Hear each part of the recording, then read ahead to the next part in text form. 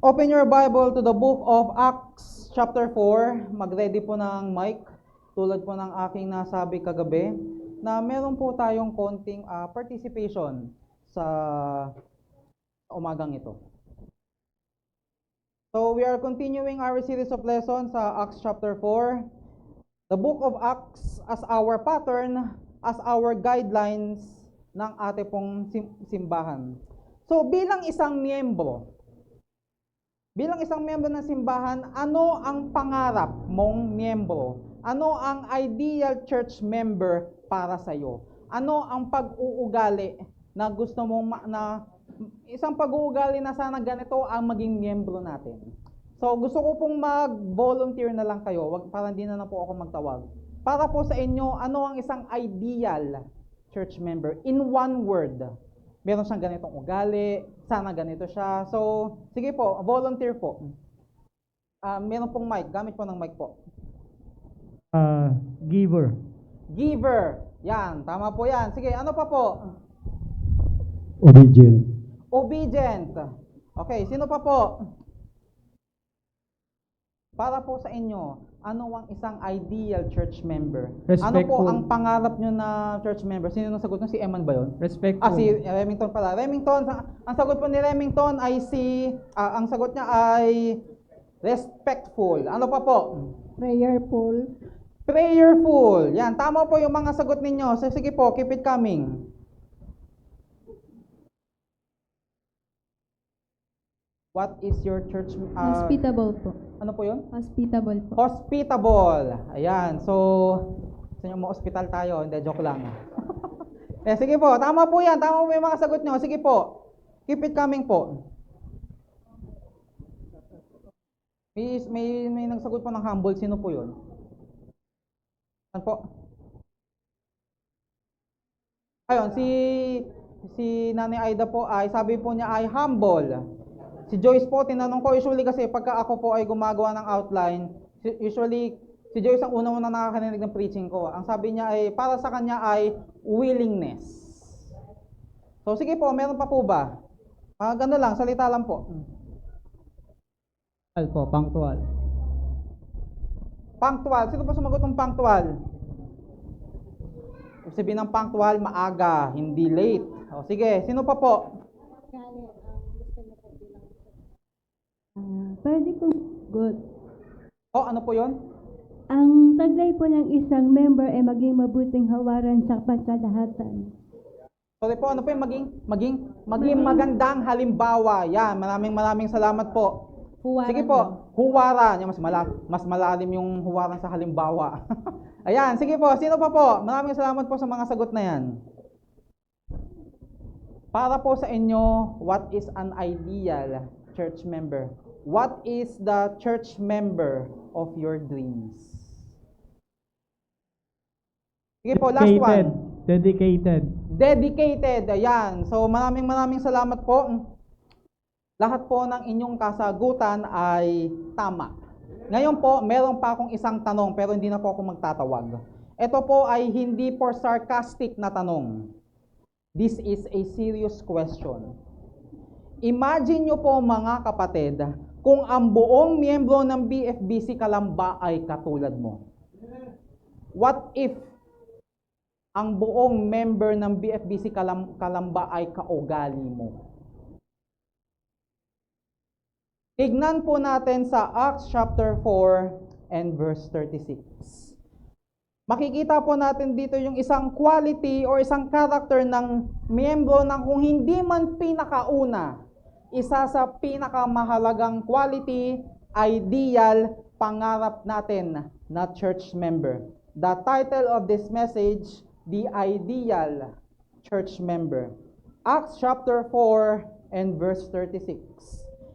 And Joseph, who by the apostles was surnamed Barnabas, which being interpreted the son of consolation, a Levite and of the country of Cyprus, having land, sold it, and brought the money, and laid it at the apostles' feet. Ang isa sa pinaka-ideal na membro ng simbahan natin ay ang ugali ni Apostle Paul. Nakakatuwa po kung meron tayong Apostle Paul sa ating kalagitnaan. Pero ako po, personally, hindi ko po magugustuhan kung ang lahat ng miyembro ng church ay katulad ni Apostle Paul. Nakaka-intimidate pag ikaw ang nagsalita ka sa kanya. Alam natin si Apostle Paul, matalino yan. Talagang hindi ka basta-basta makakapagsalita dyan. Okay rin naman po siguro na maging miyembro natin ang kaugali ni Pedro. Matapang, maboka. Pero hindi po siya nakakatawa siguro during meetings. Siguro maingay yan, laging may sasabihin. Wala pong problema dyan. Pero personally, hindi po ako matutuwa kung lahat ng members natin ay katulad ni Peter. Okay na po yung isa, okay na po yung dalawa. Imagine nyo po, ang nanay ko, ang 6 na anak niya ay kaugali ko. Sabi ko, baka one time, makasalubong niyo yung nanay ko na, "Oh sis, ano nangyari sa buhok mo? Nakalbo ka na, nagpakimo ka ba?" Hindi. Ako po ay sinabunutan kong sarili ko sa tigas ng ulo ng mga anak ko. Imagine nyo yung 6 na anak niya, kaugali ko. Mga kapatid, I believe, teka, medyo nagano ka doon.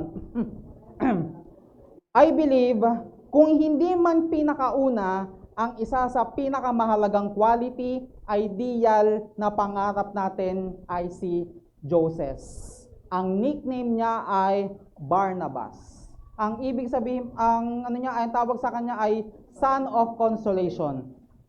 Ginawang nickname sa kanya yung Barnabas. Saan po natin usually naririnig ang salitang consolation? Usually, consolation prize. Ano po ang ibig sabihin ng consolation? Ang ibig sabihin po niyan ay exhortation, comfort, encouragement. Naging nickname ni Joseph ay Barnabas dahil siya ay nakakapagbigay ng encouragement. Nakaka-encourage pag siya ay nakikita ng ibang tao, na-encourage ang simbahan pag siya ay nakakasama sa pagtitipon. Lahat po tayo ay nangangailangan ng encouragement. Ang sabi po ay, correction does much, but encouragement does more. Mga kapatid, correction and encouragement are both important. Ang correction o ang pagtutuwid ay may magandang naidudulot. Pero ang encouragement ay hinahamon, binuboost nito ang confidence ng isang tao. Kumbaga, binuboost natin siya na magpatuloy na gumawa ng tama. Maging matuwid. Dahil tayo ay Kristiyano, ini-encourage natin ang isa't isa. Mga kapatid, kahit kailan hindi magiging tama na mag-encourage tayo na gumawa ng mali. May mga taong may pinagdadaanan. Whether ito ay pagsubok or pagpapalo ng Panginoon, let us encourage them in the Lord na magpatuloy.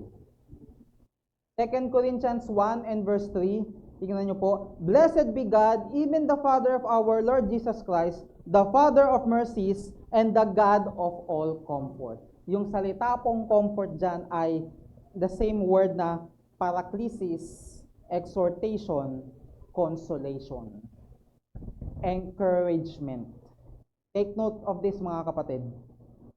Pag tayo ay nakakaranas ng discouragement, hindi po Diyos ang may gawa niyan. Si Satanas po ang nagkukos ng discouragement natin.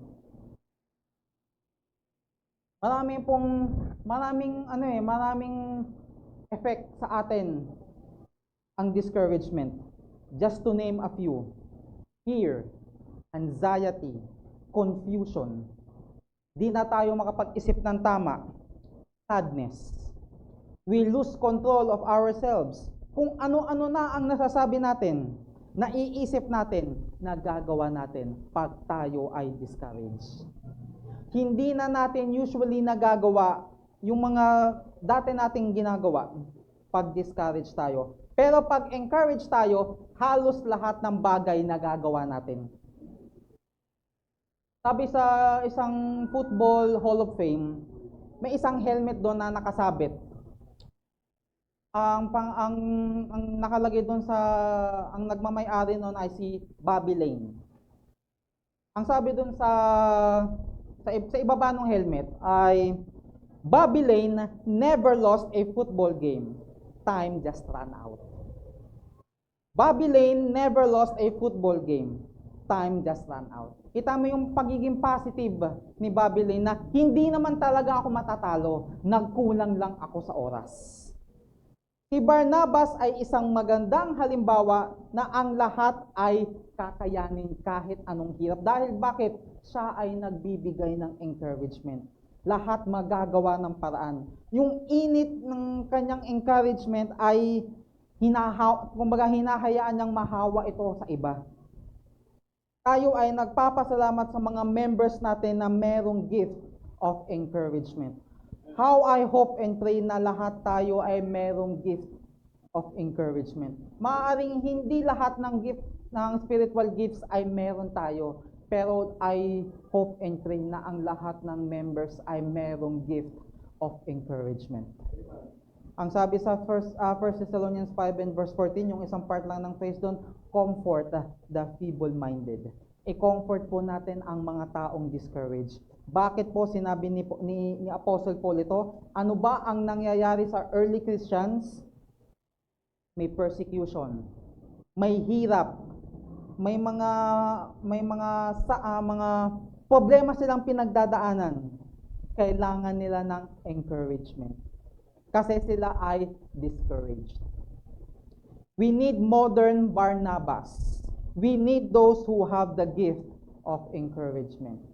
What are the characteristics ng isang encourager? So this morning magkakaroon po tayo ng character study kay Barnabas. Na I hope and pray na itong mga characteristics na makikita natin ngayong umaga ay paunti-unti ay ma-apply po sa atin at makita po sa atin. Number 1, an encourager is a load lifter. Acts 4 verse 36, and Joseph, who by the apostles was surnamed Barnabas, which is being interpreted the son of consolation, a Levite, and of the country of Cyprus, having land, sold it, and brought the money, and laid it at the apostles' feet. So, ganito po ang nangyari dyan. Sa mga lahat po tayo ay nasubaybayan po natin yung ating pong series of lesson throughout these Sundays. Mag-ano na tayo, almost 1 year na tayo. Ito po ang patuloy na pinag-aaralan natin. So nakita natin yung progression, yung kwento ng mga pangyayari during Acts chapter 1, 2, and 3, and 4. So itong maraming naligtas. So ang Jerusalem ay dagsaan ng mga tao. So itong mga taong to ay since gusto nilang lumalim ang kanilang pananampalataya, gusto nilang matuto ng salita ng Diyos, so sila ay nanatili sa Jerusalem. So itong mga to ay wala silang tutulugan, wala silang tutuluyan, hindi naman mayayaman ng mga taong to na they are common ordinary people, not to mention meron pang persecution na nagaganap. Kaya during this time, merong matinding pangangailangan. Ano ba yan? Merong matinding pangangailangan na tinatawag natin na financial resources and immediate needs. Kaya itong si Barnabas, ang ginawa niya, binenta niya yung kanyang property. Binenta niya yung kanyang lupa at binigay niya ito sa mga apostol. Ang sabi niya, ay ito, baka sakaling makatulong. Nakakita si Barnabas ng pangangailangan at diniskartehan niya yung pangangailangan. He saw a load and he decided to lift it. Bakit? In-apply bago pa isulat ni Apostle Paul yung Galatians 6 and verse 2, bear ye one another's burden, ay nai-apply na ni Barnabas yung bear ye one another's burden. Yan po ang isang katangian ng isang encourager. Tumutulong sa kabigatan ng iba. Sabi nga sa isang cartoon na napanood ko kung familiar kayo dun sa movie na Robots, ang sabi dun ay, see a need, feel a need. Mga kapatid, wag lang po tayo puro puna. Dapat taga-puno rin tayo ng pangangailangan ng iba. Ano po ang tamang attitude na dapat natin gawin pag merong mali? Pag merong pagkukulang isang tao, may kulang sa kanya. May problema siya. Anong ginagawa natin? Tinutulungan po natin mga kapatid. Para balang araw, yung taong nakaranas ng tulong ay hindi magtatagal, siya rin po ay tutulong sa iba. Dahil alam niya yung pakiramdam ng wala, alam niya yung pakiramdam ng maawa sa sarili. Kaya nung siya ay nakaranas ng tulong, siya rin po ay gusto rin makatulong na din. Kung mga kapatid, not necessarily na kailangan natin magbenta ng lupa. Not necessarily na magbenta tayo ng property natin para makatulong tayo. Kung meron kang pag-ibig na pwede mong ibigay, meron kang karunungan na pwede mong ibahagi, meron kang payo na pwede mong masabi, meron kang oras na para i-google sa iba, marami pong pamamaraan para tayo ay makatulong. May nakita ako sa Facebook na sa common to sa US, yung mga yung mga courier, yung mga nagdi-deliver sa kanila, usually yung mga package nila binabato. Bato diyan. So kahit anong laman nun, usually walang pakialam yung yung nagdi-deliver, basta usually either kung minsan lalapag niya, minsan ibabato niya. So common po yun dun sa US.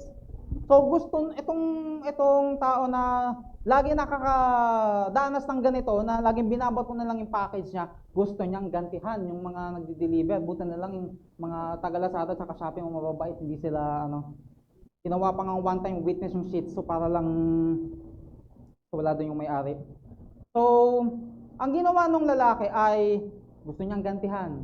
Ang ginawa niya, naghanap siya ng cooler, bumili siya ng yelo, naglagay siya ng refreshments doon sa cooler, at naglagay siya ng konting snacks. So nakikita doon sa kanyang camera na yung mga taong yung nagdi-deliver ay na-curious sila kasi napapadala sila, nagdi-deliver sila. Na-curious sila at merong cooler doon at merong inumin. May konting snacks. Instead na gantihan niya, kumbaga, instead he played fire by fire, ginantihan niya ng mabuti yung mga taong ito. Ang mga taong ito ay usually pagod. Yung mga taong to usually ay babad sa initan. Kaya gets nitong taong to na itong mga tao to ay frustrated na, pagod na masyado, hindi na masyado makapag-concentrate. Kaya ang ginawa niya, tinulungan niya itong mga nagdi-deliver na to, na ay hindi ko alam kung siya ay Kristiyano or what, pero kita nyo mga kapatid, yung kabigatan ng mga nagdi-deliver, merong nagkusa na tumulong, hindi niya ito ginantihan. Lahat po tayo mga kapatid, meron pong maibibigay. If only we are willing, wag lang po tayong magdahilan. Nakakatawa ang isang simbahan pag nakikita nating nagtutulungan tayo sa isa't isa kaysa nagtuturuan. We ought to lift somebody else's load and bear somebody else's burden. Yan po ang ginawa ni Barnabas. Meron siyang lupa, binenta niya para ito ay makatulong. By the way, alam ni Barnabas ang pinagkaiba ng ownership and stewardship. Let us all be reminded na kung ano man ang meron tayo, hindi po tayo ang nagmamay-ari nito. Tayo po ay katiwala ng Diyos. Amen po ba? Pwede nyo pong sabihin na, nawalan si Barnabas kasi binenta niya yung ari-arian niya, yung kanyang lupa Mga kapatid, na kay Barnabas pa rin yung binigay niya. Na-convert lang po ito into heavenly reward. The only thing we can carry to heaven is what we've given away. Ang kaya lang po nating dalhin sa langit ay yung mga bagay na naibigay na natin sa Panginoon. Ang kaya nating dalhin mga kapatid Maraming bagay. Hindi lang po material na bagay. Marami po tayong pwedeng ibigay sa kapwa po natin. Pag tayo ay nagtanim ng maliit na buto, halimbawa, maliit na buto ng mangga, ang bunga ba niyan isang piraso lang? Hindi po mga kapatid, napakaraming bunga ng isang buto. Kaya kung titignan natin, pag tayo ay tumutulong, malaki din po ang balik sa atin yan. Kaya pagdating po sa offering, hindi man tayo nakakapagbigay ng malaki, hindi man tayo nakakapagbigay ng marami, simulan po natin sa tithes. Simulan po natin kahit sa maliit. Kasi mga kapatid, ano ba ang lumalaki? Yung tinatago natin sa kumbaga in perspective. Ano ba yung lumalaki? Ano ba yung lumalago? Yung buto na tinago natin o yung buto na tinanim natin? Mga kapatid, ang kaibahan lang po nito pag tayo ay nagbibigay sa Panginoon, kahit kailan hindi tayo malulugi pag sa Panginoon. It's that which you sow, it's that which you plant that multiplies and comes back again and again and again. And the way to get is to give. Pero si Barnabas ay hindi nagbigay para makakuha, siya ay nagbigay para makabigay ng kagaanan sa mga taong mayroong problema. And take note mga kapatid. Ano po yung number 1 natin? An encourager is a load lifter. Let us encourage our encourager. Hindi lang tayo ang hindi lang po iilang tao ang nangangailangan ng encouragement. Lahat po tayo mga kapatid. Let us always remember our pastor, yung mga preachers po natin, yung mga taong nagbuboost sa atin ng confidence, yung mga taong nananaway sa atin, i-encourage din po natin sila mga kapatid. Bigyan po natin ng encouragement yung mga taong nagpapalakas ng loob natin na hindi magpatuloy sa mali, sa mga taong may concern sa atin. Ano pa? Number 2, an encourager is a friend finder. Acts chapter 4, Acts chapter 9, verse 23. Simulan po natin sa verse 23. And after that, many days were fulfilled. The Jews took counsel to kill him. To kill, sino yun? Si Saul. But their laying await was known of Saul, and they watched the gates day and night to kill him. Imagine yung mga kapatid, si Saul, na siyang dating umuusig sa mga Kristiyano, sumama siya sa mga Kristiyano, kaya yung mga dating kasamahan niya, yung mga dating kaibigan niya, siya ngayon ang inuusig, gusto siyang ipapatay. Siya ngayon ay minarkahan na isang traidor. Kasi yung dati mong pinapapatay ay ikaw na ngayon ang sumama sa kanila. Then the disciples took him by night and let him down by the wall in a basket. And when Saul was come to Jerusalem, he essayed to join himself to the disciples, but they were all afraid of him, and believed not that he was a disciple. Mga kapatid, tingnan nyo ha. Baka nagpapanggap lang na save yan si Saul. Mamamatay tao yan. Hindi kami naniniwala na ligtas yan. Baka patayin tayo niyan. Kaya mga kapatid, walang naniwala kay Saul nung siya ay maligtas. Akala nila hindi pa ligtas si Saul. Yung dating pumapatay ng Kristiyano, kaya hindi sila naniniwala na si Saul ay ligtas.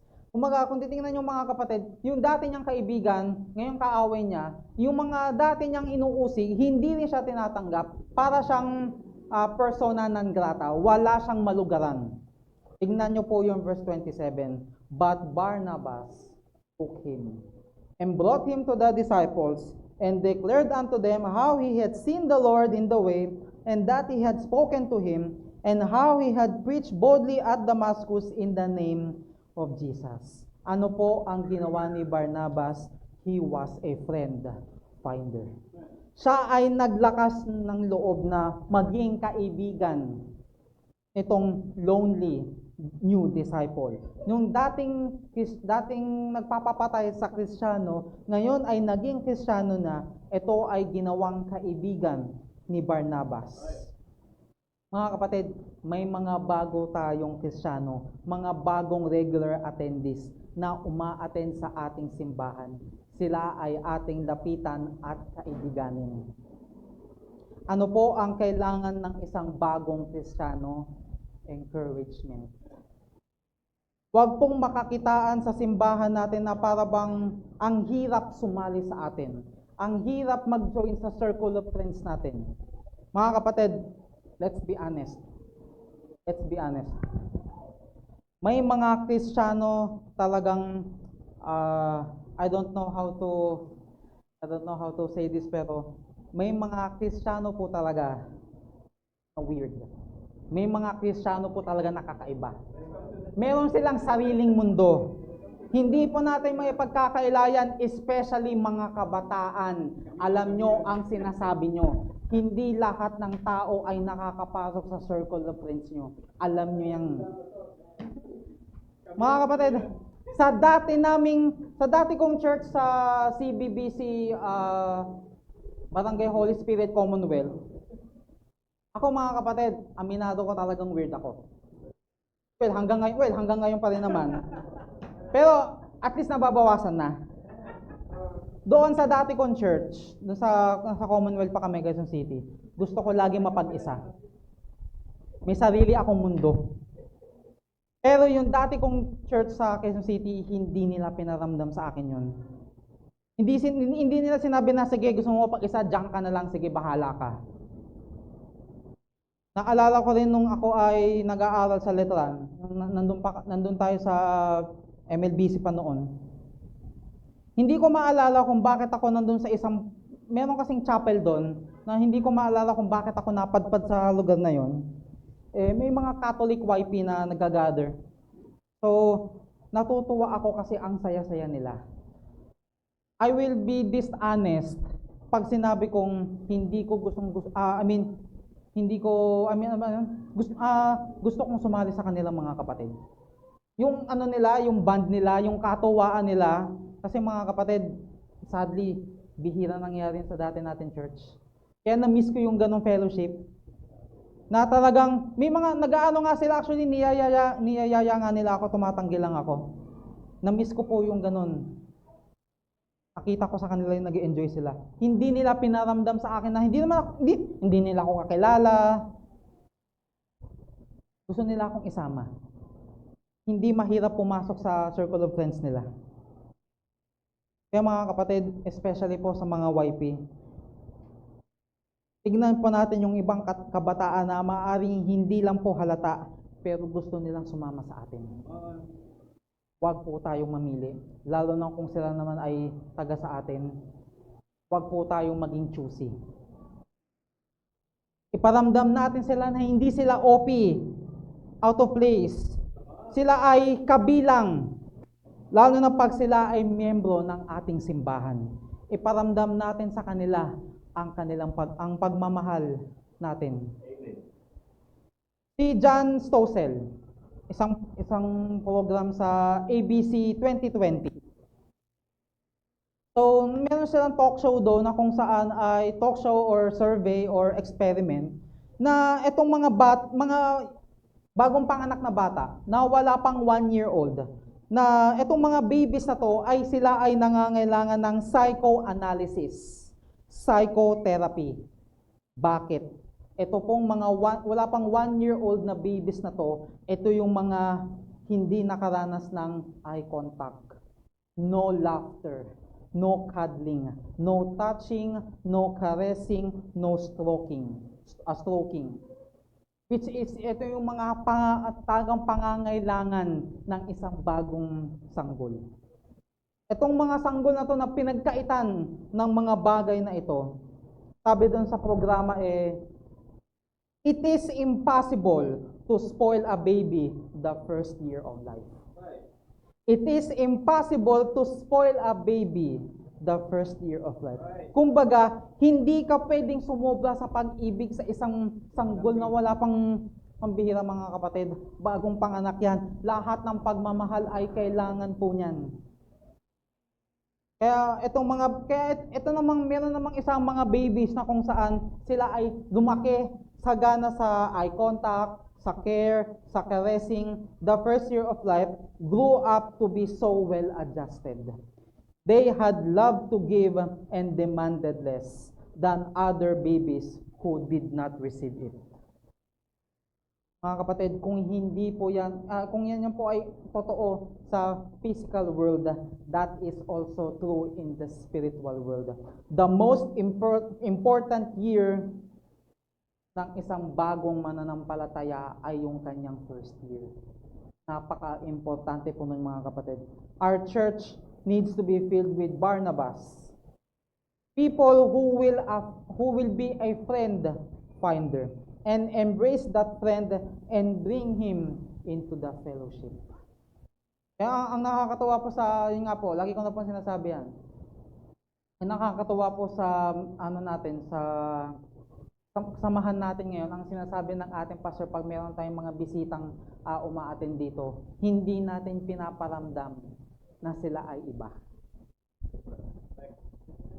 Number 3, an encourager is a bridge builder. Acts 11, simulan natin sa verse 22.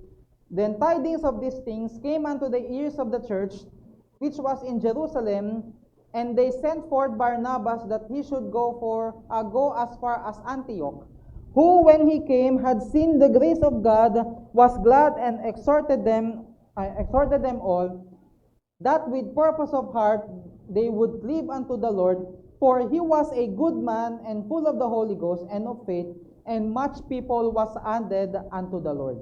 So ganito po ang nangyari sa kwentong itong, mga kapatid. Yung mga naligtas sa Jerusalem, so alam po natin yan, tuloy-tuloy yung persecution. Yung iba sa kanila ay umuwi, specifically sa Antioch. Mga nagpuntahan sa Antioch. Mga doon sila nakatira, or maaaring may mga bagong Kristiyano. So, maraming pumunta sa Antioch. Yung mga naligtas ay, itong mga naligtas na to na pumunta sa Antioch, sila naman ngayon ang nag-soul win. Binahagi nila yung ebanghelyo ng buhay na Panginoon at maraming naniwala at nagkaroon ng revival fire doon sa lugar na yon. At ito pong pangyayaring to ay nakarating sa Jerusalem. Nakatanggap sila ng balita na maraming tumatanggap sa Panginoon doon sa Antioch. Maraming naliligtas. Gusto nilang malaman kung ito ba ay totoo. Kasi wala silang apostolic decree, or para bang walang sinabi sa kanila ang Panginoon na itong mga Antioch ay maliligtas. Wala silang kaalam-alam kung ito bang napapabalita sa Antioch ay sila ba talaga ay ligtas o hindi. Kaya ang ginawa nila ay nagpadala sila ng isang tao para imbestigahan yung pangyayari. Of course, alam nyo na ang pinadala nila ay si Barnabas. Bakit siya pinadala ng mga apostles galing sa Jerusalem? Ang sabi ng Bible ay, for he was a good man and full of the Holy Ghost and of faith. Kaya yung pagdating ni Barnabas, siya ay namangha sa kanyang mga nakita dun sa Antioch. Talagang nakita niya na talagang ang Panginoon ay kumikilos doon sa lugar. Maraming tao ang naliligtas dahil sa Panginoon. Kasi ang sabi ng Bible ay, Barnabas exhorted them. Ano po ibig sabihin nyo? Sinasabi niya, tama yan mga brad, ipagpatuloy nyo, amen, amen, praise the Lord. Binigyan niya ng encouragement ang mga taong ito na magpatuloy sa kanilang ginagawa. Si Barnabas ay isang bridge builder. Ang mga tao sa Jerusalem ay yung tinatawag natin na traditional Christians. Etong nangyayari sa Antioch, maraming mga Greeks ang naliligtas. Kaya kung titignan natin, itong mga pangyayaring ito sa mga Hudyo ay bago sa kanila to, naninibago sila. Kaya si Barnabas, siya ang naging bridge builder. Pinagsama niya yung traditional at yung mga bagong Kristiyano. Pinagsama niya yung sa tingin niya, yung mga luma, pinagsama niya yung mga bago. Sabi nga sa isang nabasa ko may mga church daw na hesitant pag merong bagong programa ang simbahan. Tatlo daw ang klase ng mga miyembro ng simbahan. Number 1, undertakers. Number 2, caretakers. And number three, risk takers. Ano yung mga undertakers? Ito yung mga gumaganap at ito yung mga kumikilos na usually hindi mo nakikita. Nasa ilalim lang sila. Ano pa? Yung mga caretakers, ito yung talagang kitang-kita mo na kumikilos. Visible. Talagang kitang-kita mo sila. Yung mga risk takers, ito yung mga taong hindi takot gumawa ng bago. Kung ito man ay biblical pa rin, kung ito man ay sinabi ng ating pastor, sige lang ng sige lang. Sige lang. Kailangan po natin ng mga taong magiging tulay para pagsamahin natin yung mga bagong gawain natin ngayon sa simbahan. Sila ay nakakapag-encourage sa atin. Kahit bago yan, alam nila na ito ay para sa Panginoon. May dalawang pastor na nag-uusap. Sabi niya, meron ba kayong committees sa inyong church? Sabi nung, may mga committees kami sa church. Meron kaming standing committees, sitting committees, and committees lying down. Ito yung lying down, ito yung mga laging tulog. At meron din naman kami tinatawag na bucket committee. Ano yun? Ito yung mga taong na pag merong gawain sa church, pag merong bagong ministry, may bagong project sa church, meron kaming self-appointed bucket committee. Bakit natin gagawin yan? Kaya ba natin yan? Kaya ba natin suportahan yan? Hindi natin kaya yan. Mga kapatid, naway wala sana sa ating ganyan. Huwag tayong maging part ng bucket committee. Kailangan po natin ng pag-uugali ni Barnabas na magsasabi natin na kaya natin yan. Yan ay sa Panginoon. What is a Barnabas? Barnabas is a guy who is a load lifter. Pag nakakita ng pangangailangan, willing siyang tumulong sa kabigatan. Barnabas is a friend finder. Siya ay naghahanap ng mapag-isa. Hinahanap niya yung mga taong parang hindi nabibigyan ng atensyon, inaakbayan niya ito at sinasabing, sumama ka sa amin, maging parte ka ng grupo namin, maging parte ka ng fellowship namin. A Barnabas is a bridge builder. When there's a bridge that needs to be built over troubled waters, he says, I'll build that bridge and I want to bring people together for the cause of Christ. Nagpapasalamat po tayo sa Panginoon dahil nagsisimula na po tayo sa ating outreach. Kaya ipag-pray po natin, ipag-pray po natin yung mga nagli-lead po ng ating mga outreach. Ano pa? An encourager is a disciple developer. Acts 11 and verse 25. Then departed Barnabas to Tarsus for to seek Saul, and when he had found him, he brought him unto Antioch. And it came to pass that a whole year they assembled themselves with the church and taught much people, and the disciples were called Christians first in Antioch. Nung makita ni Barnabas na yung mga pangyayaring sa Antioch ay galing sa Panginoon, napansin niya yung sigasig, yung init ng mga bagong Kristiyanong ito. Ang sabi, na-realize ni Barnabas na kailangan nila ng teacher. Kailangan nilang may magtuturo sa kanila kasi sayang yung excitement nila. Sayang yung sigasig nila.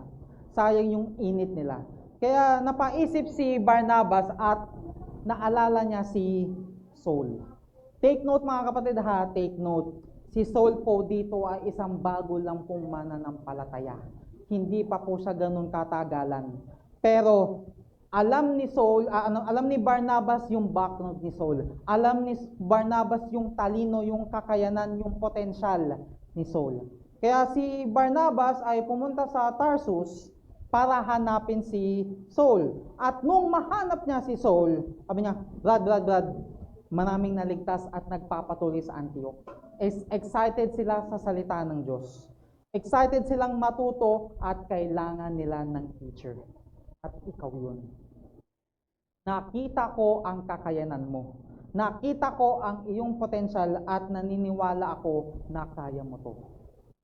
Imagine nyo mga kapatid, bago lang si Saul, pero nakakitaan na siya ng potensyal. Kaya nung pumunta si Barnabas kay Saul, at si Saul ay pumunta sa Antioch, naging magaling na mangangaral si Saul. Kaya ang sabi ng Bible, and the disciples were called Christians first in Antioch. Sa turo ni Saul, sila ay naging tagasunod ni Kristo. Ano po ang ginawa ni Barnabas? Naghanap siya ng pwedeng maging isang potensyal na disipulo. Naghanap siya ng taong merong kakayanan, merong galing. Tinulungan niya na ma-develop yung kakayanan ng itong bagong ligtas na disipulo. Mga kapatid, sa bawat simbahan po natin, sa bawat isa sa atin, ay may kailangan lang makadiscover ng kakayanan natin. Ma-develop at ma-deploy sa simbahan. Kailangan ng mga taong, kailangan natin ng pag-uugali ni Barnabas na may mag-e-encourage sa atin. Na meron tayong potensyal, meron tayong abilidad na magagamit natin sa ating simbahan na mai-o-offer natin sa ating Panginoon. Usually, hindi natin alam ang abilidad natin, pero ang iba napapansin ito. Ako po mga kapatid, isa po ako sa halimbawa niyan, hindi ko po kita yung potensyal ko.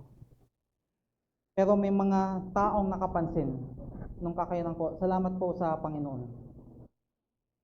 Take note po mga kapatid ha, dahil sa influence ni Barnabas kay Saul na later on naging Paul, alam po natin na ang New Testament ay merong 27 books. Ano nyo ang sinulat ni Apostle Paul? Ilan? 13 books. Halos kalahati ng New Testament ay galing kay Saul, galing kay Paul.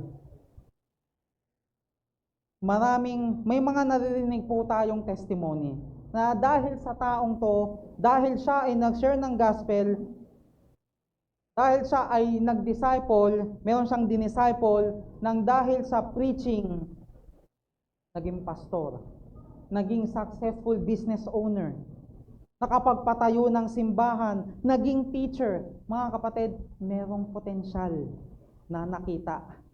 Ang mga teachers, alam nyo po yan. Ang mga estudyante nyo, nakikita nyo ang potensyal po ng mga estudyante nyo yan.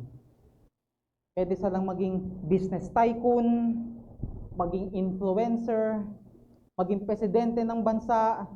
Anything is possible. Isang tao na alam kung paano manghihikayat, mang-e-encourage. Isang tao na mahusay na kayang makadiscover ng talent ng isang tao. Throughout the years mga kapatid, marami po nag-influence sa akin. Naalala ko po nung mga YP days ko, may mga ilan na nag-encourage sa akin na mag-preach sa junior church. Ako naman po iba ang agenda ko. Kaya ako gusto mag-preach, gusto ko magpakitang gilid sa class ko. Pero sa totoo lang, hindi. Kami ay nandun pa sa MBBC Novaliches, ngayon MBB na. Pero sa totoo lang, ayaw ko po talagang magsalita sa harap. Bakit? Alam po ng nanay ko yan, ako ay utal. Hindi ako makapagsalita ng tama. Hindi ako makapagsalita ng straight. Alam po ng mga magulang ko yan. Pero mga kapatid, salamat sa Panginoon, marami pong nagturo sa akin. Maraming nag-influence sa akin. Maraming nag-disciple sa akin.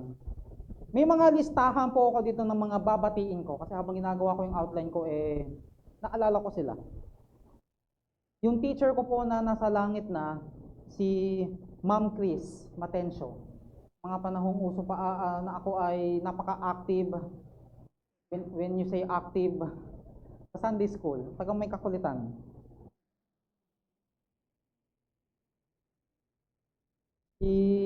Si Ma'am Joy, hindi ko lang maalala yung last name. O, pansin nyo, may link po talaga ako sa Joy, no? Si Sir Manny Matencio, si Pastor Arnold Alcantara, si Pastor Razel Kayanan, si Sir Poldo, nung ako po ay nag-aaral pa sa ACE, si Pastor Ronald Achuela, na siya po ngayon ay pastor sa Montalban. Tawag namin sa kanya noon ay Sir Ace or Pastor Ace. Yung mga nag-impluwensya sa akin sa kabataan dun sa Commonwealth, Quezon City. Si Pastor Joey Reyes, na-impluwensyahan din po niya ako mga kapatid. Si Kuya Sed, si Sir Ed, si Pastor Noel. Kung ako man po ay may nakalimutan ay pasensya na po. Pero mga kapatid, marami po ako naging teachers. Lahat po sila ay nakapag-encourage po sa akin. I wonder, hindi lang po sa simbahan natin, kahit po sa secular, makakita tayo ng isang taong merong potensyal na maging business owner, na mag-lead, na maging singer, may potensyal na makapagturo. Lahat po tayo mga kapatid. May mga times na dapat nating i-encourage ang ating sarili. Pero may mga times na need natin ng isang Barnabas para merong mag-encourage sa atin. Itong si Saul ay naniniwala ako. Ang sabi ni Barnabas ay, itong si Saul, naniniwala ako sa kanyang kakayanan. Kaya niya itong magawa. Alam kong magagawa niya ito. Mga kapatid, kailangan po natin yan, na merong mag-i-encourage sa atin, merong magsasabi sa atin na kaya natin. Kaya po si Barnabas na ay tinawag na Barnabas, siya po ay isang encourager. He was a load lifter, he was a friend finder, he was a bridge builder, he was a disciple developer, and then lastly, an encourager is a failure fixer. Acts 15 and verse 36 to 40. And some days after Paul said unto Barnabas, let us go again and visit our brethren in every city where we have preached the word of the Lord, and see how they do. And Barnabas determined to take with them John, whose surname was Mark, but Paul thought not good to take him with them, who departed from them from Pamphylia, and went not with them to the work. And the contention was so sharp between them, that they departed asunder one from another. And so Barnabas took Mark, and sailed unto Cyprus. And Paul chose Silas, and departed, and being recommended by the brethren, unto the grace of God. Mga kapatid, ito po ang nangyari. Si Paul at Barnabas ay naging missionary partners. Sa kanilang first missionary journey, ang sabi ni Barnabas ay, gusto kong isama yung pamangkin ko na si John Mark. Sabi ni Paul, sige, isama mo siya. Nung nagsisimula na yung kanilang missionary journey, for some reason, ayaw nang magpatuloy ni John Mark.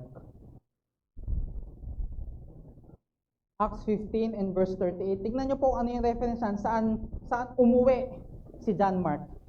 Acts 15 verse 38, and Paul thought not good to take him with them, who departed from them from Pamphylia, and went not with them to the work. Sa Acts 13 and verse 13, yun po yung reference niyan.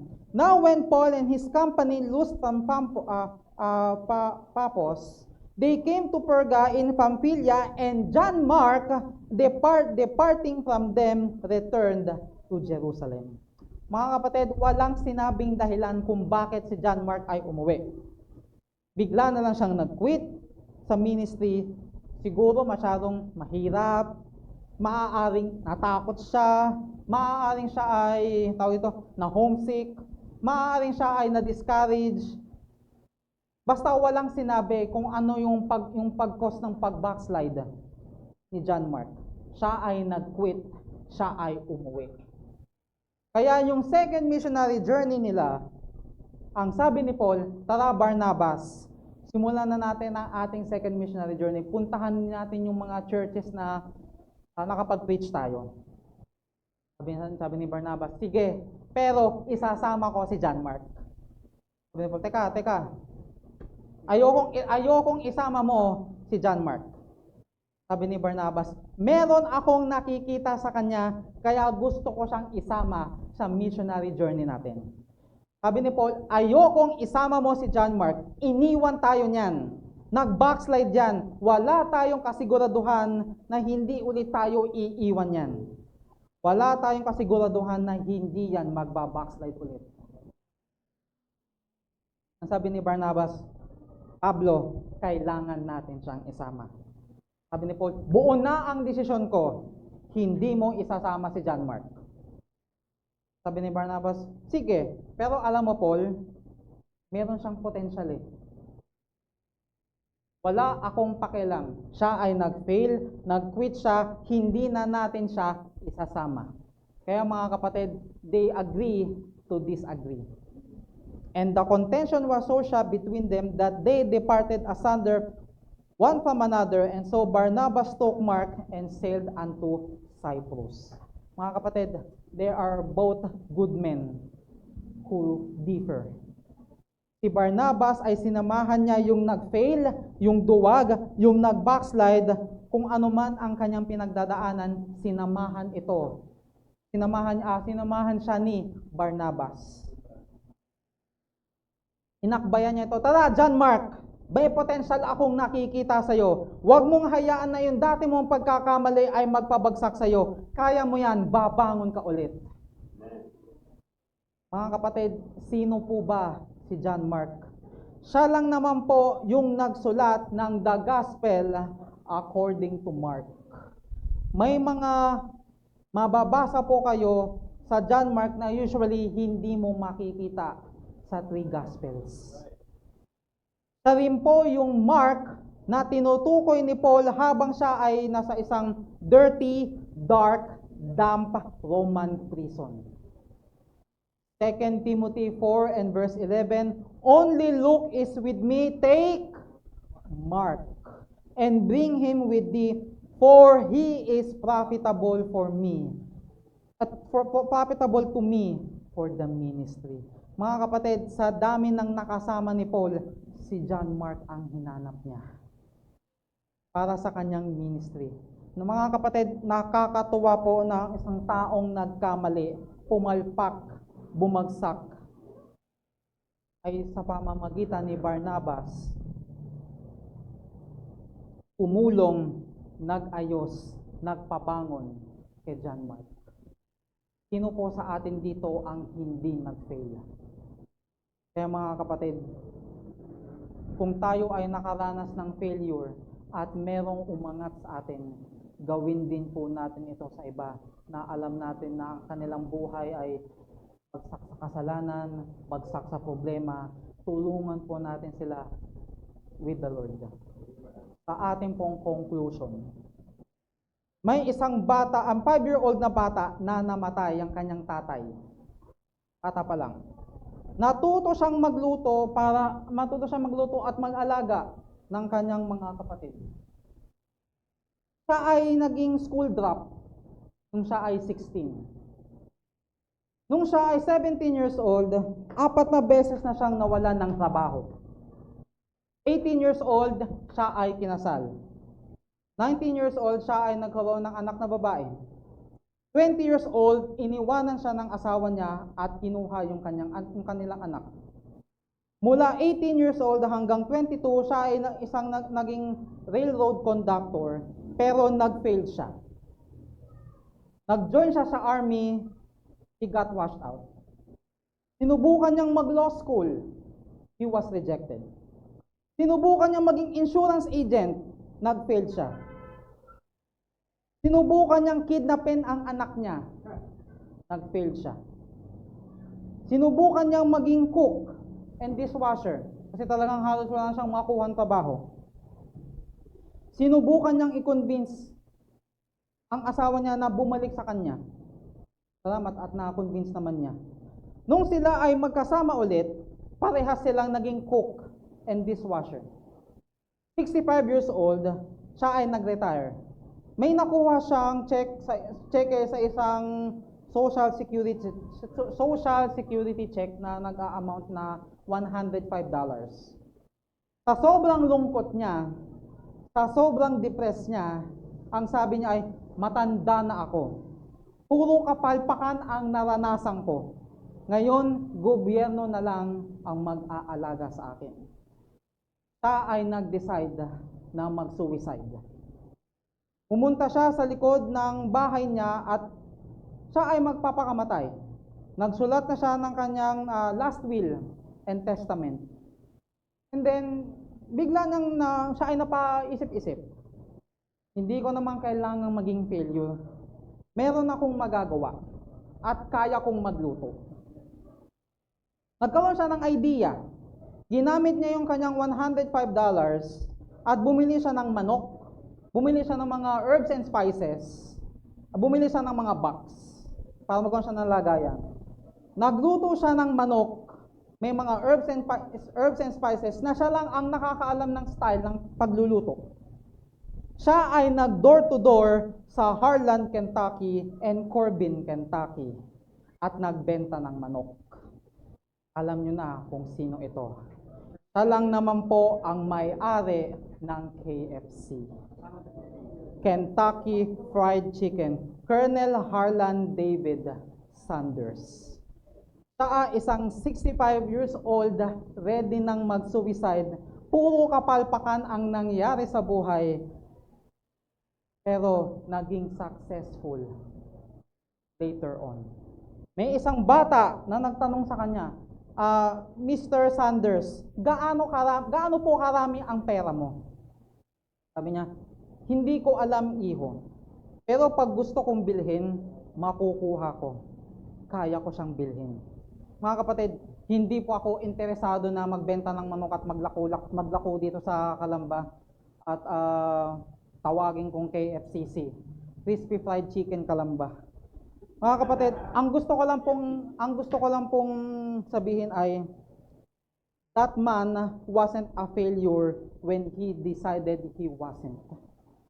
Tayo po ba sa sarili natin, nakaranas tayo ng kabiguan, naranasan nating pumalpak? Ano po ang naging sunod na hakbang natin? Yan ba ay, kumbaga, hinayaan ba natin yan? Napabagsakin tayo o ginamit natin yan na tayo ay mahamon, ma-encourage sa buhay para tayo ay bumangon at magpatuloy. Kailangan po natin ng Barnabas para natatapik sa atin, na aakbay sa atin, yayakapin tayo, i-encourage tayo na hindi ka isang hindi ka isang failure. Thank God for a Barnabas who found a John Mark and a man that even Paul would have anything to do with and said, John Mark, meron kang pag-asa. Meron kang pagkakataon pa. An encourager is a load lifter. An encourager is a friend finder. An encourager is a bridge builder. An encourager is a disciple developer. An encourager is a failure fixer. Meron po tayong Diyos. Meron po tayong simbahan para umalalay sa atin. Sino po sa atin ang hindi nagkamali? Ang mahalaga ay ano po ang ating natutunan. The ideal church member. Tayo po ay tumayong lahat.